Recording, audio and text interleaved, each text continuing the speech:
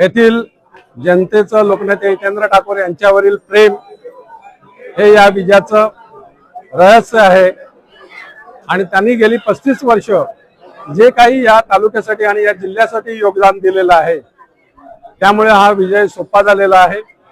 त्याचप्रमाणे त्यांच्या आव्हानाला प्रतिसाद देणारे महाराष्ट्र प्रदेश काँग्रेसचे सपकाळ साहेब असतील, माननीय राजसाहेब ठाकरे असतील, माननीय उद्धवजी ठाकरे असतील किंवा आंबेडकरी जनतेचे सर्व नेते असतील त्या ज्यांनी या निवडणुकीमध्ये सहकार्य केलं, प्रत्यक्ष अप्रत्यक्ष मदत केली।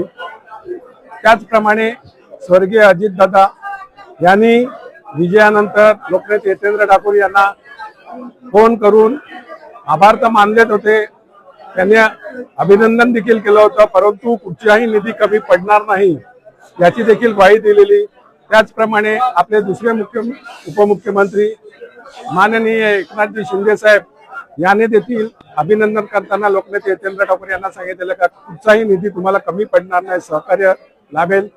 त्याचप्रमाणे आपले मुख्यमंत्री माननीय फडणवीस साहेब यांनी देखील या तालुक्याच्या जिल्ह्याच्या विकासासाठी सहकार्य करण्याचा शब्द दिलेला आहे आणि या सर्व राज्य सरकार आणि सर्व पक्षीय नेत्यांनी आपल्या या वसई तालुक्यावर कृपादृष्टी ठेवून लोकनेते हितेंद्र ठाकूर यांना शब्द दिलेला आहे।